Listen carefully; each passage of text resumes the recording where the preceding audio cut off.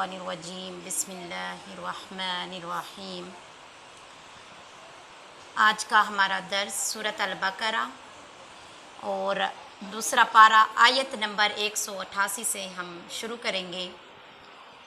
अल्लाह रब्बुल इज़्ज़त इरशाद फरमाता है, वला ताकुलू अम्वालकुम बैनकुम बिल बातिली व तुदलू बिहा इलल हुक्काम लिताकुलू फरीक़म मिन अम्वालिन नासी बिल इस्मि व अंतुम तालमून यसअलूनका अनिल अहिल्ला कुल हिया मवाक़ीतु लिन्नासि वल हज वलैसल बिर्रु बिअन तअतुल बुयूत मिन ज़ुहूरिहा वलाकिन्नल बिर्र मनित्तका वातुल बुयूत मिन अबवाबिहा वत्तकुल्लाह लअल्लकुम तुफ्लिहून वक़ातिलू फ़ी सबीलिल्लाहिल्लज़ीना युक़ातिलूनकुम वला तअतदू इन्नल्लाह ला युहिब्बुल मुअतदीन।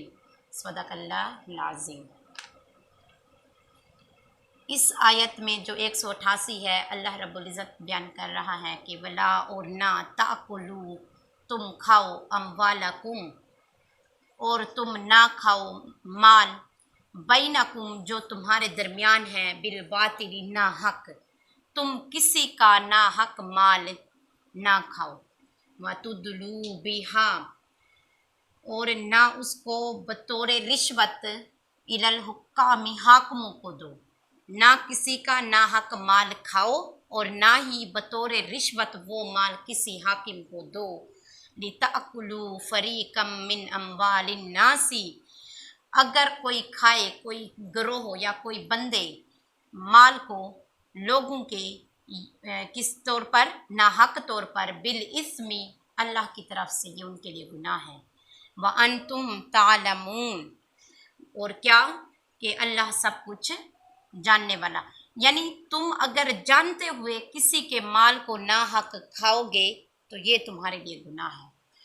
अब इसमें माल हराम खाने की हुर्मत है, क्योंकि ये जो है ना तमाम उम्मत से खिताब किया गया है। इस आयत में खिताब आम है, तमाम लोगों को मुखातिब किया गया है कि कोई शख्स किसी का माल ना हक ना खाए। जुआ, सूद, धोखे से लिया हुआ माल, गस्बशुदा माल, किसी के हक का इनकार, मसलन किसी की मजदूरी, उजरत, किराया का इनकार करके उसका हक मार लेना, या वो माल जिसको शरीयत ने हराम करार दिया है, मसलन फाहिशा की उजरत, शराब, मर्दार की कीमत, ये तमाम किस्म के माल क्या है? हराम है और इनका खाना नाजायज़ है। फिर आगे कि अगर किसी के पास हराम माल है, क्या वो उससे सदका कर सकता है? तो इसमें यह है, अल्लामा इब्ने आबिदैन शामी हनफी ज़हिरिया में लिखा है कि एक शख्स ने सवाब की नीयत से किसी फ़कीर को माल हराम से कुछ दिया तो वो काफिर हो जाएगा। और अगर फ़कीर को मालूम था कि जो मुझे माल दिया जा रहा है कि वो हराम कमाई का है, उसने देने वाले के लिए फिर भी दुआ की और देने वाले ने आगे आमीन कही, तो दोनों काफिर हो जाएंगे। लेने वाला भी काफिर है, हराम माल, बेशक वो गरीब है, उसको सदका दिया जा रहा है, उसको मालूम है कि जिसने दिया है वो उसकी कमाई हराम है। लेने वाला भी काफिर है, देने वाला तो वैसे ही काफिर है। तो ये मसला वैसे सिर्फ फ़कीर के साथ, यानी उसको देने के साथ ख़ास नहीं होता। ये है कि अगर उसने सवाब की, यानी जिसके पास हराम कमाई है, उसने सवाब की नियत से कोई मस्जिद बनवाई, कोई इबादत का बनवाई, तब भी वो काफिर हो जाएगा। हालांकि उसे पता है मेरा माल हराम है, मेरी कमाई हराम है, उसके बावजूद वो उस माल से सवाब कमाने की नियत कर रहा है, तो वो ज़ाहिरन काफिर हो जाएगा। अब जैसे मिसाल के तौर पर हराम की, माल हराम की हुर्मत जिससे कत्ती हो, साबित हो कि ये माल जो है हर सूरत में हराम है, वो कौन कौन से माल होते हैं? मिसाल के तौर पर चोरी का माल है, डाके का माल है, जादू की कमाई का है, सूद है, जुआ है, खुम्र है, मुर्दार, खंजीर कीमत है, जना की उजरत, गस्ब किया हुआ माल, फिर उनके सदका करके उन पर सवाब की नियत रखना, तो काफिर हो जाएगा वो बंदा। तो अब गाने बजाने की हुर्मत जन्नी है, ज़न्नी हुर्मत होती है, इनसे मुराद कत्ती का मतलब है हर सूरत में वो माल हराम है, उसमें कोई इख्तलाफ वाली बात ही नहीं है। हुर्मत ज़न्नी का मतलब होता है कि उसमें ज़न है, यानी गुमान है कि हो सकता है ये माल हराम हो सकता है कि ये हराम ना हो। फिर उसमें पीछे उसका बैकग्राउंड और उसकी तह तक जाकर तहकीक करनी पड़ेगी कि आया ये माल वाकई हराम में आता है या हराम में नहीं आता। अब वो कौन कौन से माल हैं जिनकी हुर्मत ज़न्नी है? उसमें आता है यानी दाढ़ी मोड़ने की उजरत है, फोटोग्राफी की उजरत, सिनेमा की आमदनी, अदाकारों की आमदनी, रक्स की उजरत, फिल्म की वीडियो कैसेट के जो कारोबार करते हैं यानी जिनकी शॉप्स होती हैं उनकी आमदनी, जानदारों की तस्वीरें बनाने वाले पेंटर्स की आमदनी, काहिन नजूमी लोगों की आमदनी, इसकी आमदनी हराम ज़न्नी है। अगर इस माल से इन यानी हराम ज़न्नी के माल से कोई बंदा सदका करेगा वो काफिर तो नहीं होगा, लेकिन गुनाह कबीरा है और गुमराही है। जो हराम हुर्मत कत्ती हैं, हर सूरत में हराम हैं, उनका सदका से बंदा काफिर हो जाएगा। लेकिन जो जिनकी हुर्मत ज़न्नी है, जिन माल की, उससे सदका करेगा काफिर तो नहीं होगा, लेकिन वो गुनाह कबीरा और गुमराही है। अगर किसी शख्स के पास रिश्वत, चोरी, सूद, गस्ब या किसी और नाजायज़ ज़राए से हासिल किया हुआ माल है, अब वो खुद खौफ खुदा से उस माल से जान छुड़ाना चाहता है, अल्लाह ने उसको हिदायत दे दी है, तो वो पहले उस शख्स को जाकर वापस कर दे। अगर वो ज़िंदा नहीं है तो उसके लवाहिकीन को वापस करेगा और उनको देते हुए ये नहीं बताएगा कि मैंने ये माल गस्ब किया था या मैंने चोरी की थी या मैंने डाका डाला था, यानी सिर्फ जाकर वैसे ही पेश कर देगा, अपना राज नहीं बताएगा। तो फिर ठीक है, अगर उसके वारिस उसका माल वापस ले लेते हैं तो हो सकता है अल्लाह तौबा कबूल करने वाला है और उसकी तौबा को कबूल कर ले। तो ये तमाम चीज़ें हैं कि माल किसी का भी गस्ब ना करो। हराम माल से सदका करने से वैसे ही बंदा काफिर हो जाता है।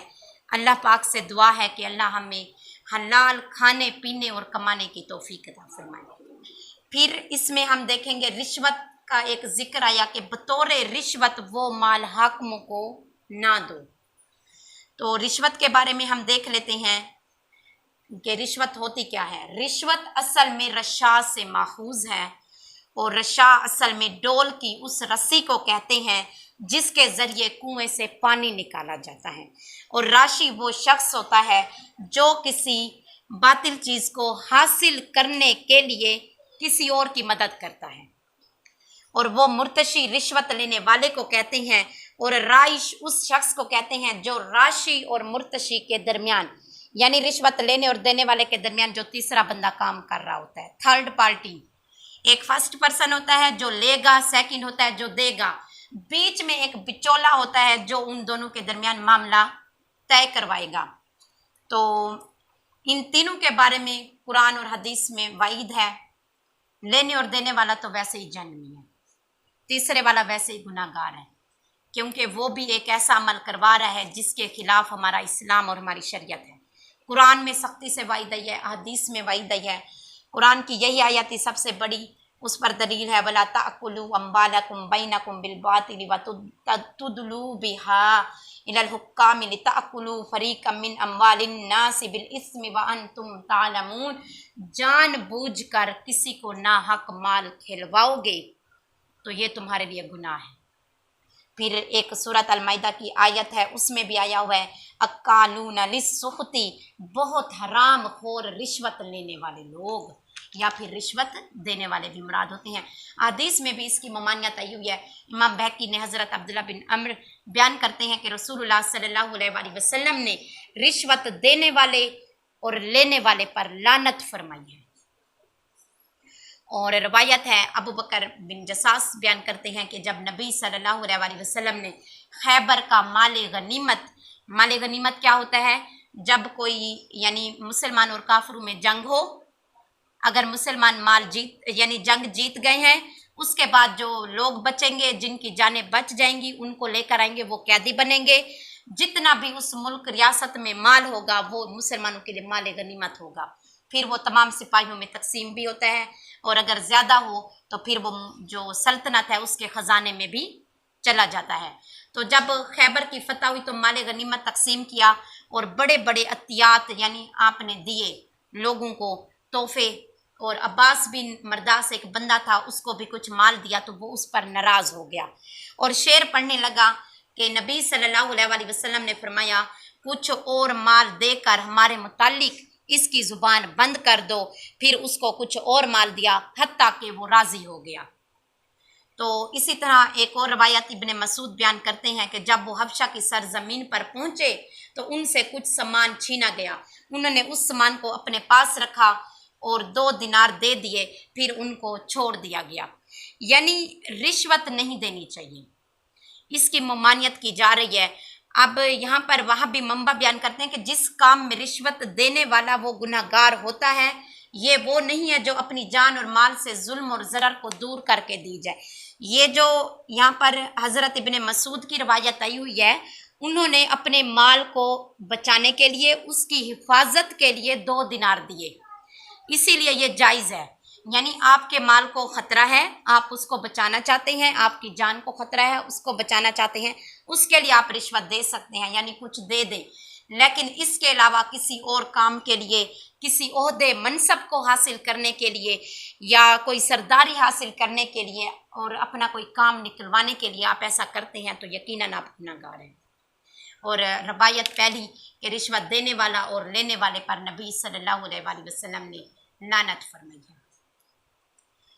तो ये सारा नाहक माल और रिश्वत के बारे में आयत थी, और अल्लाह से दुआ है कि अल्लाह हम जो पढ़ते हैं, सुनते, समझते हैं, इस पर अमल की तौफीक अता फरमाए।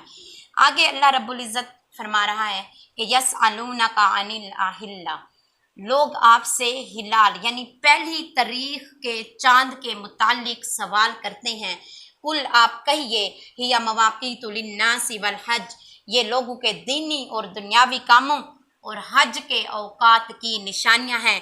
मलैसल बिर्रु, और नेकी हरगिज़ ये नहीं है बि अन तअतुल बुयूता मिन ज़ुहूरिहा, कि तुम अपने घरों में पीछे के दरवाजे से दाखिल हो।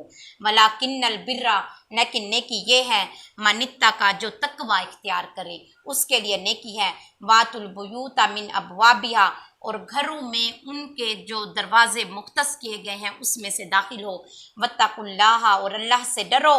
लअल्लकुम तुफ्लिहून, ताकि तुम कामयाबी हासिल कर सको।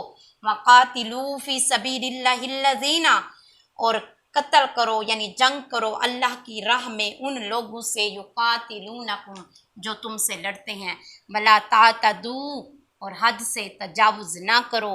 इन्नल्लाह ला युहिब्बुल मुअतदीन, अल्लाह हद से तजावुज़ करने वालों को पसंद नहीं फरमाता।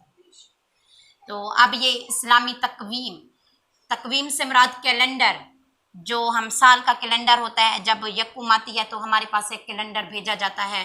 कुछ कंपनीज इशू करती हैं, या फिर हम मोबाइल वगैरह नेट गूगल से भी उसको सर्च कर सकते हैं। तो उसके बारे में ये सबक है कि अल्लाह ताला ने रोज़ों के महीने और रोज़ों के दिन और रात के काम पहले अल्लाह ने बयान फरमाए। फिर इस्लाम के बहुत सारे यानी अहकाम फिर ऐसे हैं जो तलुए आफ्ताब और गरूब आफ्ताब पर मुनहसर हैं, यानी जिसके लिए वक्त देखने की हमें सख्त ज़रूरत पड़ती है। मिसाल के तौर पर कुर्बानी, हज, ईद उल फितर, रमज़ान, इद्दत, वफ़ात की गिनती, या 4 माह 10 दिन जिसके हैज़ की मुद्दत 3 माह हो, और ज़कात के अदायगी के लिए 1 साल का तयन, इला के लिए 4 माह की तयन, यानी कफ़ारा के रोज़ों के लिए 2 माह का तयन, और तमाम अमूर में मुद्दत का तयन हलाल यानी चांद पर मुनहसर है।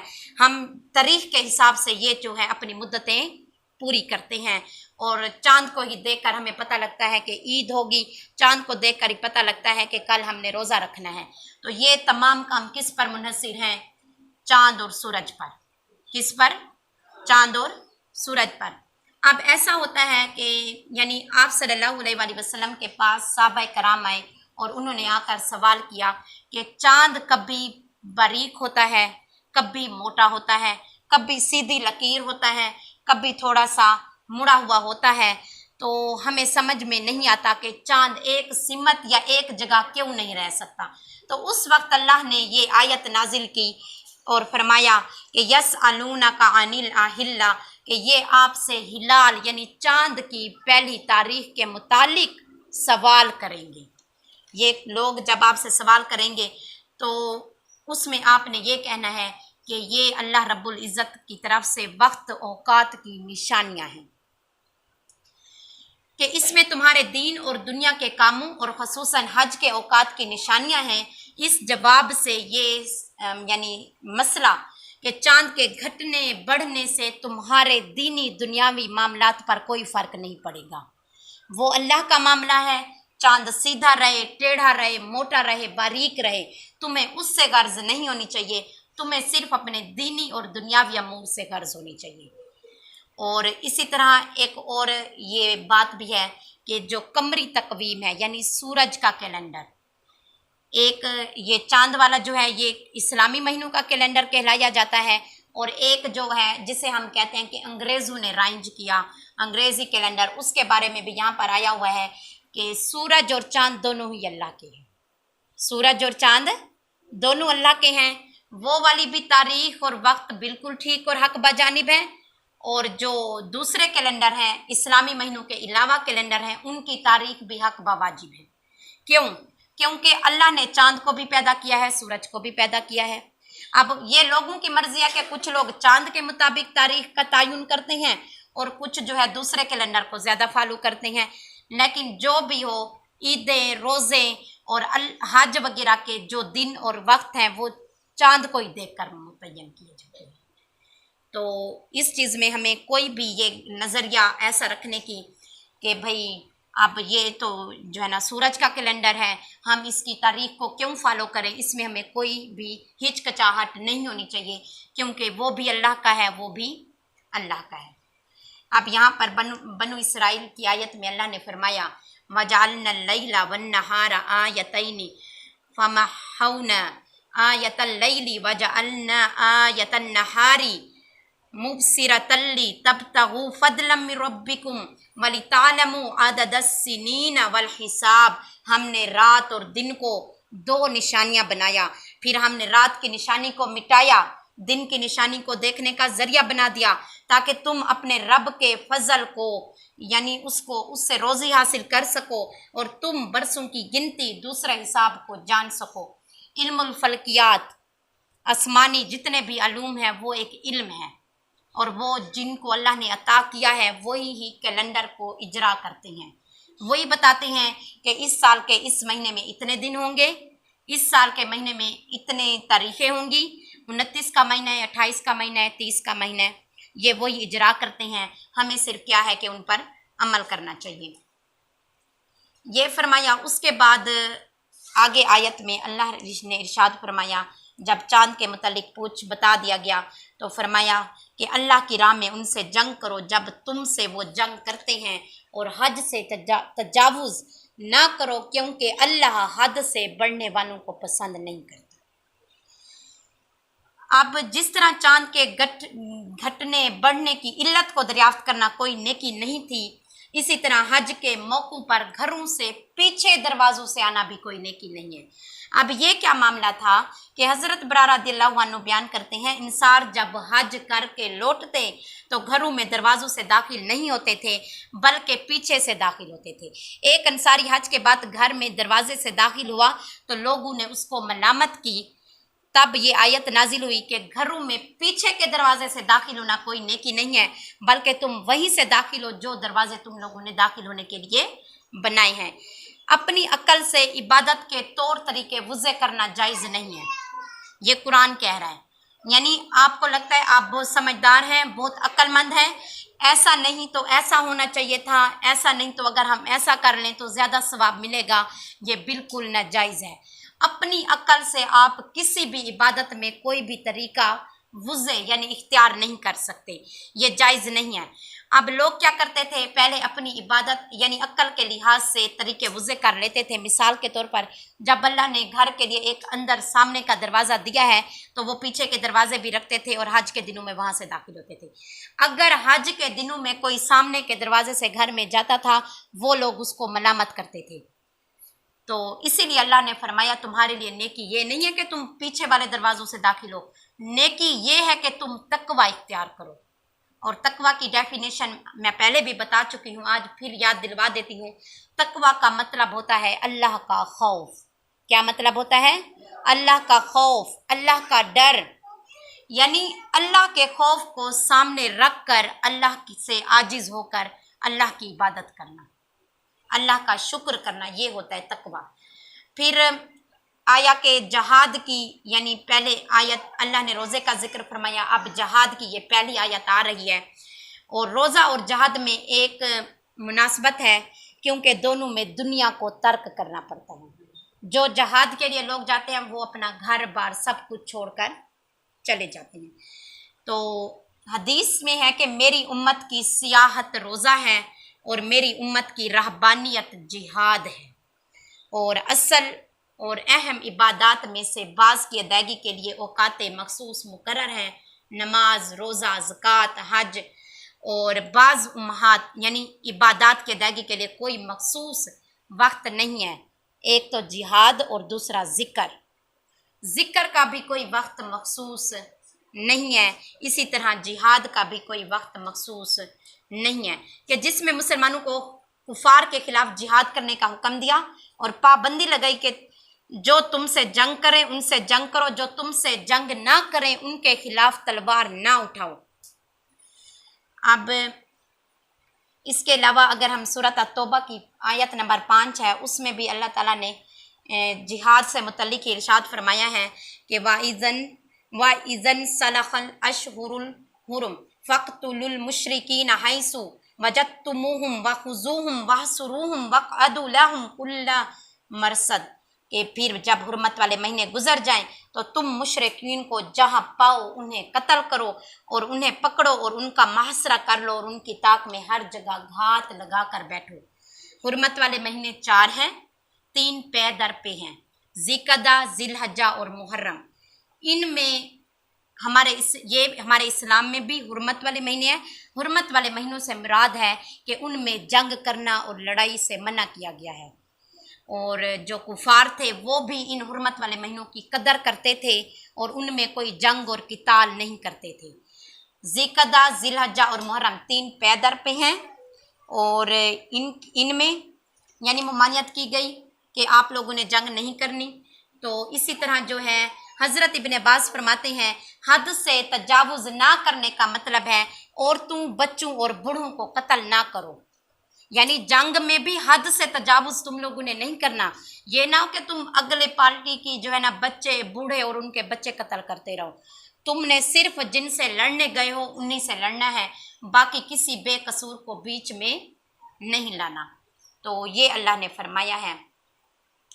उसके बाद अगली आयत है जिसमें अल्लाह फरमा रहा है कि वक़्तुलूहुम हैसु सक़िफ़्तुमूहुम वअख़रिजूहुम मिन हैसु अख़रजूकुम वल फ़ितनतु अशद्दु मिनल क़त्ल वला तुक़ातिलूहुम इंदल मस्जिदिल हरामी हत्ता युक़ातिलूकुम फ़ीह फ़इन क़ातलूकुम फ़क़्तुलूहुम कज़ालिका जज़ाउल काफ़िरीन। और तुम उन काफिरों को कत्ल करो जहाँ तुम उन्हें पाओ और उनको निकालो जहाँ से उन्होंने तुम्हें निकाला है। और शिर्क, इर्तदाद का फसाद कत्ल से बढ़कर है। और क्या कि मस्जिद हराम के पास उनसे उस वक्त तक जंग ना करो जब तक ये तुमसे वहाँ जंग ना करें। अगर ये तुमसे जंग करें तो तुम उनको कत्ल कर दो। इसी तरह काफिरों की सज़ा है ये। अब जब तुम्हारे और तुम्हारे दुश्मनों के दरमियान जंग वगैरह हो, अपने वो पंजे गाड़ दें, फिर उनको तुम जहाँ कहीं भी पाओ बस उनको कत्ल कर दो। ये अल्लाह का हुक्म है, खास सरज़मीन हरम हो या मक्का से बाहर हो या मदीना में हो, कहीं भी हो। क्योंकि अगर वो अल्लाह ने फरमाया है, अगर वो मस्जिद हराम का जिक्र आया है कि जब तक वो खुद मस्जिद हराम में जंग ना छेड़ें तुम तब तक उनसे जंग नहीं छेड़ोगे। अगर वो छेड़ देंगे तो फिर तुम उनको कत्ल कर दोगे, क्योंकि फिर अगर वो उनको कत्ल नहीं करेंगे तो फिर आप लोगों की जान को खतरा है ना।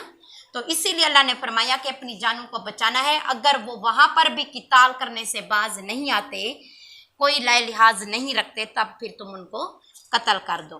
फिर अल्लाह ने फरमाया फ़इन इंतहौ फ़इन्नल्लाह गफ़ूरुर रहीम, अगर वो अपने कुफ्र से बाज आ जाएं तो अल्लाह बख्शने वाला मेहरबान है। پھر فرمایا وقاتلوہم حتی لا تکون فتنہ، اور ان سے جہاد کرتے رہو یہاں تک کہ فتنہ کوئی باقی نہ رہے، ویکون الدین للہ، اور اللہ ہی کا دین رہ جائے، فَإِنِ انْتَهَوْا فَلَا عُدْوَانَ إِلَّا عَلَى الظَّالِمِينَ، پھر اگر وہ شرک سے باز آ جائیں تو صرف ظالموں کو ہی سزا دی جائے گی۔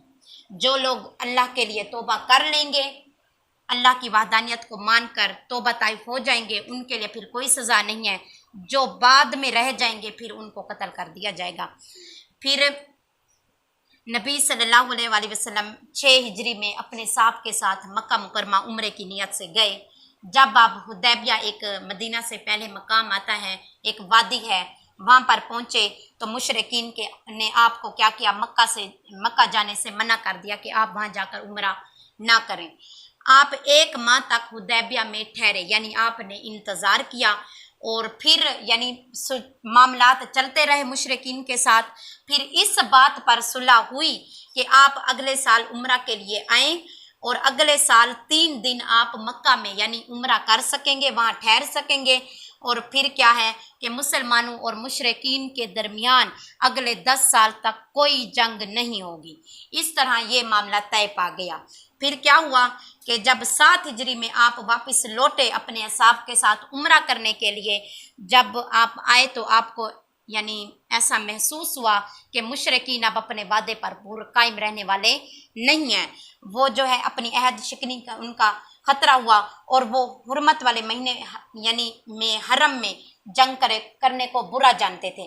تب اللہ نے یہ آیت نازل فرمائی، اگر کفار تم سے حرم میں جنگ کریں تو تمہارے لیے بھی حرم میں جنگ کرنا جائز ہے۔ اب کیونکہ آپ صلی اللہ علیہ وآلہ وسلم عمرہ یعنی ابھی مکہ میں آپ تھے، لیکن مکہ میں آپ کو بہت سی آزمائشوں کا سامنا کرنا پڑا تھا، کیونکہ مکہ میں مشرکین بہت زیادہ تھے اور وہ ابتدائے اسلام کا دور ہے، تو اسی لیے ان کی ہر جگہ حکومت تھی، جگہ جگہ مشرکین کے بڑے بڑے گروہ تھے، تو اسی لیے انہوں نے آپ کو جو ہے عمرہ نہیں کرنے دیا تھا۔ 6 ہجری میں 7 میں آپ گئے تھے، اور پھر بھی آپ کو اندیشہ ہوا، اللہ کی آیت نازل ہوئی تھی، پھر آپ نے عمرہ کیا تھا۔ اور یہ ہے کہ اسی طرح یعنی جو ہمارے ظن یعنی ہمارا جو گمان ہے، اگر ہمیں کہیں پر ایسا محسوس ہو کہ کوئی خطرہ ہے، کوئی برائی ہے، یا پھر ہمیں کچھ ایسا لگے مثال کے طور پر کہ کچھ برا ہونے والا ہے، تو ہمیں اس کام سے باز آ جانا چاہیے۔ وہ کیونکہ وہ اللہ کی طرف سے ایک اشارہ ہوتا ہے اپنے بندے کے لیے۔ تو اللہ کے دین کا مطلب ہے اللہ کی اطاعت کرنا، یعنی دین اور دنیا کے تمام معاملات میں اللہ تعالیٰ کے احکام کی اطاعت کرنا، اللہ تعالیٰ کے بتائے ہوئے طریقے سے عبادت کرنا، اس کے آگے سر جھکانا، اس سے اپنی حاجتیں طلب کرنا، اور اپنی انفرادی، عائلی، اجتماعی، نجی، تمدنی، کاروباری زندگی کے تمام معاملات میں اسی کے دیے ہوئے احکام کے مطابق عمل کرنا، یہ اللہ کا دین ہے۔ اور اللہ فرماتا ہے انسانوں کو انسانوں کی بندگی کرنے سے آزاد کراؤ، اور سب انسانوں کو اللہ کی اطاعت میں داخل کر دو۔ اور اس کا مطلب یہ ہے کہ آپ ایک دوسرے کی پیروی نہ کرو، ایک دوسرے کی باتیں نہ سنتے رہو، اللہ کی بات سنو، اللہ کا حکم اپناؤ، اور اللہ کے دین میں کو اپنی زندگی میں شامل کرو۔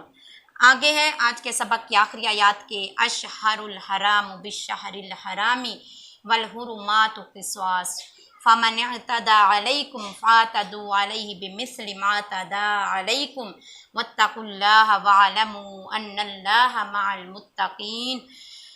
حرمت والے مہینے کا بدلہ حرمت والا مہینہ ہے، اور تمام محترم چیزوں کا بدلہ ہے۔ فَمَنِ اعْتَدَىٰ عَلَيْكُمْ، سو جو شخص کیا کرے، زیادتی کرے، فَاعْتَدُوا عَلَيْهِ، تم اس پر اتنی ہی زیادتی کرو، بِمِثْلِ مَا اعْتَدَىٰ عَلَيْكُمْ، جتنی زیادتی اس بندے نے آپ پر کی ہے۔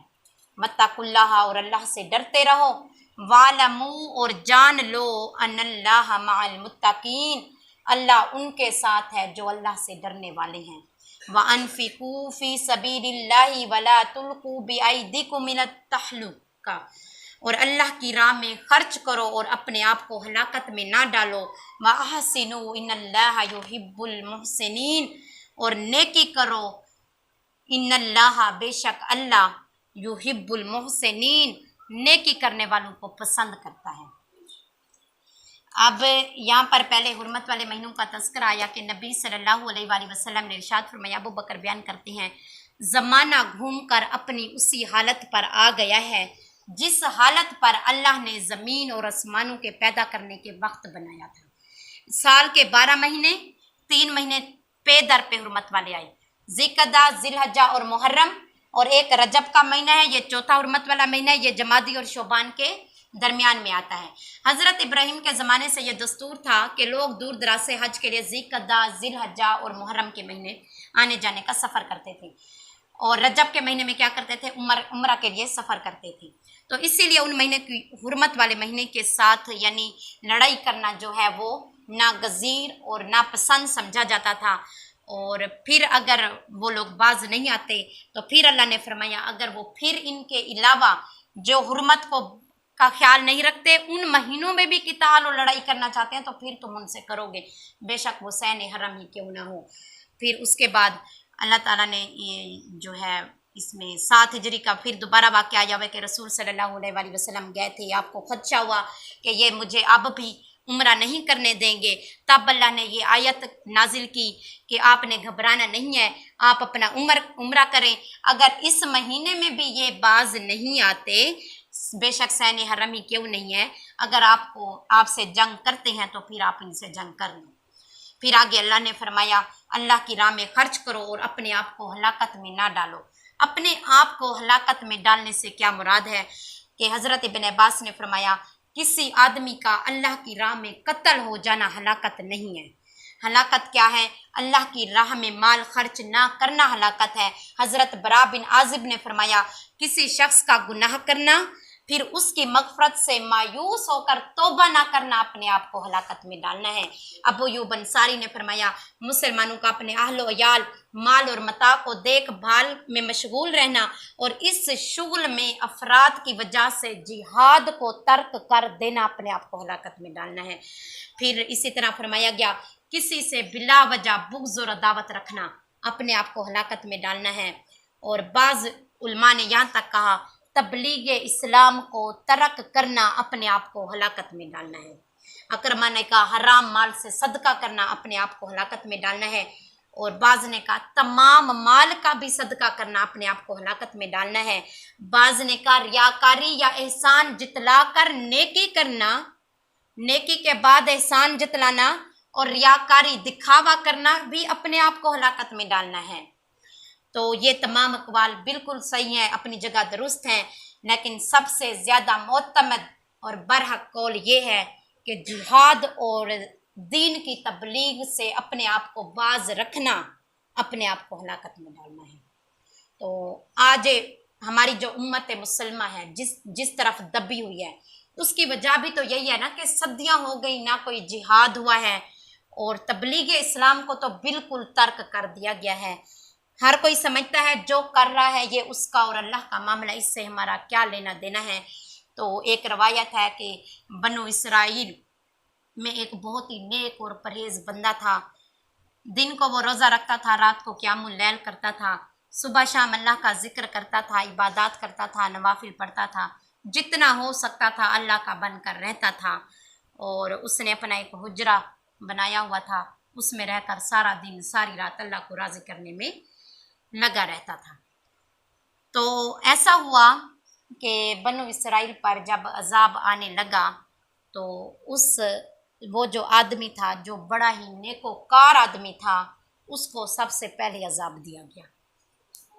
तो मालूम होने पर पता लगा कि उसको सिर्फ अपने अमल की फ़िक्र थी कि मैं ही जन्नती बन जाऊं, मैं ही नेकोकार परहेजगार अल्लाह का महबूब बंदा बन जाऊं, बाकी जिधर जाते हैं उधर जाएं।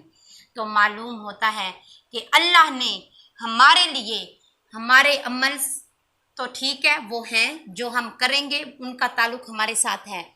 जो लोग हमारे साथ जुड़े हैं उनके अमल का ताल्लुक़ भी हमारे साथ जुड़ा हुआ है। अगर हम घर में नेक हैं, 5 वक्त की नमाज पढ़ने वाले, कुरान पढ़ने वाले, तहज्जुद गुजार हैं और बाकी घर में से कोई बंदा उठकर नमाज नहीं पढ़ता, अल्लाह का कोई फ़र्ज़ अदा नहीं करता, तो हमारे भी नमाज पढ़ने का कोई फ़ायदा नहीं है। ये बात जहन में रखें। अगर ऐसा होता तो अल्लाह ने उस बंदे को सबसे पहले अजाब से दो चार किया जो सबसे ज़्यादा नेकोकार और परहेजगार बनता था। बिल्कुल, वो दूसरों को नहीं बताता था कि ये अल्लाह ने हुक्म दिया है और इसको ऐसे करो वैसे करो, वो अपनी इस्लाह में लगा रहता था। इसीलिए आज हमारी उम्मत का ये हाल है कि वो इतनी दब चुकी है। और अगर हम कुरान हदीस और इसमें बताए हुए अहकामात पर अमल करते तो आज जो दूसरी ये हमारे अंग्रेज़ी ताकतें हैं, आज हम उन पर गालिब मुसल्लत होते। क्यों? क्योंकि अगर देखा जाए तो मुसलमान हुक्मरानों ने सदियों हिंदुस्तान पर हुकूमत की है, सदियों। लेकिन क्या था, उन्होंने सिर्फ जिहाद नहीं किया। आखिर में वो इस यानी गरूर और तकब्बुर का शिकार हो गए कि हम तो बड़े नेक हैं, हमारे साथ अल्लाह है, तो इसीलिए उन्होंने शराब नोशी, अपने जो वो थे दरबार थे उनमें रक्स का आगाज़ कर दिया। यानी वो ऐशो इशरत में पड़ गए कि अब जो है हम गालिब आ चुके हैं, हमें किसी चीज़ की ज़रूरत बाकी नहीं रही। और उनका बिगड़ना आज तक हमारे ऊपर मुसल्लत है, क्योंकि आज तक किसी ने जिहाद के मतलब हक में कोई कदम नहीं उठाया। और तबलीग इस्लाम तो वैसे ही एक क्या कहते हैं, हमारा एक माशरती एक ऐसा निज़ाम बन चुका है, सिर्फ पैसे कमाने का एक ज़रिया रह गया है। हालांकि अल्लाह के जो काम है वो अल्लाह तो वैसे भी करवाता है, वो बंदों की जिम्मेदारी है भी नहीं। लेकिन अगर कोई बंदा अल्लाह के साथ मुखलिस होकर अल्लाह के काम करे तो अल्लाह उसे दुनिया और आखिरत में कभी जलील और रुसवा नहीं करता। ये सिर्फ हमारा जहनी एक गुमान बन चुका है कि हमने जो है हक की बात नहीं करनी, ना हक जितने लोग करते रहे हमने उनको सिर्फ देखते रहना है। अगर हमने हक बोला तो ये हमें जीने जोगा नहीं छोड़ेंगे। रिस्क अल्लाह के हाथ में है, सारी चीज़ें अल्लाह के हाथ में हैं। आप अपना काम करो जो अल्लाह ने आपको बताया है, आप अल्लाह के अहकामात को फैलाओ, अल्लाह की किताब की तालीम दो, लोगों में उसके अवेयरनेस फैलाओ कि हमारा कुरान ये कहता है। आप अपने कॉन्सेप्ट क्लियर करो इस चीज़ के बारे में। तो ये अल्लाह ने फरमाया आज हमारी तबाही का सबसे बड़ा राज भी यही है कि हमने जिहाद और तबलीग इस्लाम को छोड़ दिया है। अगर हम इन दो चीज़ों को पकड़ लेते तो शायद आज हमारे हालात भी सबसे अलग होते। और हमसे फ़ायदा किन लोगों ने उठाया? उन लोगों ने उठाया जिन्होंने अल्लाह का कलमा तो नहीं पढ़ा, लेकिन आज वो हमसे आगे निकल गए। उनकी ताकतें हमारे ऊपर गालिब आ गईं। क्यों गालिब आ गई? क्योंकि उन्होंने इसी कुरान का मुताला कर करके ये सीख लिया कि हमने हमारा माशरा ऐसे चलाना है, हमने हमारी बच्चों की तरबियत ऐसे करनी है, हमने हमारे हकूक़ की हिफाजत ऐसे करनी है। हकूक़ुल इबाद को उन्होंने अपना सरशार चश्मा बना लिया और आज वो हमसे आगे निकल गए। और हम मुसलमान होकर भी ज़माने में रुसवा होकर रह गए। क्यों रुसवा होकर रह गए? एक बंदा है, उसने हजूर सल्लल्लाहु अलैहि वसल्लम की सीरत पर पूरा मुताला किया। वो हिंदू बंदा है, उसने आप सल्लल्लाहु अलैहि वसल्लम की सीरत पर एक किताब लिखी, अरब का चांद मशहूर तरीन किताब है। और फिर जब उससे इंटरव्यू लिया गया कि इतनी मेहनत के बाद तुमने इतनी खूबसूरत लफ्ज़ों में किताब लिखी है तो तुम अल्लाह का कलमा क्यों नहीं पढ़ते? कहते मैं यकीनन अल्लाह का कलमा पढ़ लेता। इतना आपकी सीरत, आपके असाब के बारे में मैंने इतना कुछ जाना है, मेरा दिल तड़पता है कि मैं अल्लाह का कलमा पढ़ूं। लेकिन उसने एक ऐसा जवाब दिया, अगर कोई हकीकी मुसलमान है ना उसका ज़मीर हिल जाए। उसने कहा कि तुम लोगों के इखलाक देखकर मैं अल्लाह का कलमा नहीं पढ़ता। तुम लोगों में ऐसी कौन सी चीज़ है जिसको मैं देखूं और मैं कहूं कि मैं भी मुसलमान हो जाऊं? तुम लोग कौन सा हक अल्लाह का पूरा करते हो? कौन सा हक अल्लाह के बंदे का पूरा करते हो? तुम लोग का तो भाई भाई का नहीं है, बाप माँ बहन भाई आपस में नहीं है, तो तुम लोग कहते हो मैं तुम्हारे अल्लाह का कलमा पढ़ूं, मैं इससे अच्छा हिंदू ही हूँ। कम से कम मैं ये तो नहीं कहता कि मैं अल्लाह को मानता हूँ, अल्लाह के महबूब को मानता हूँ। हालांकि उसने इतनी खूबसूरत किताब लिखी है, कोई पढ़ने वाला पढ़े तो उसके लफ्ज़ ऐसे हैं, हर लफ्ज़ में कोई ना कोई हकीकत जो है वो उछल रही है। बहुत ही खूबसूरत किताब है वो, हमारी भी लाइब्रेरी में पढ़ी थी और मैंने उसके 2-4 सफ़ात पढ़े थे। तो ये हाल है आज हमारा कि लोग हमसे इम्प्रेस, पहले लोग हमारे इखलाक को देखकर कलमा पढ़ते थे, आज लोग हमारे इखलाक को देखकर कलमा ही नहीं पढ़ते। अगर किसी ने पढ़ा हुआ है तो वो भी पीछे हट गया है कि अगर ये तुम लोगों का हाल है तो इससे अच्छा हम यही ठीक है। दूसरी कौमें हमसे आगे निकल गई, लेकिन आज हम वहीं के वहीं रह गए। अल्लाह से दुआ है अल्लाह पाक हमें भी हिदायत दे और हमारी पूरी उम्मत को भी हिदायत दे और हमें सही मानों में अल्लाह के अहकाम को अपनी ज़िंदगी में शामिल करने वाला बनाए। आमीन आमीन व मा अलैना इल्लल बलागुल मुबीन। सदक़ल्लाहुल अज़ीम।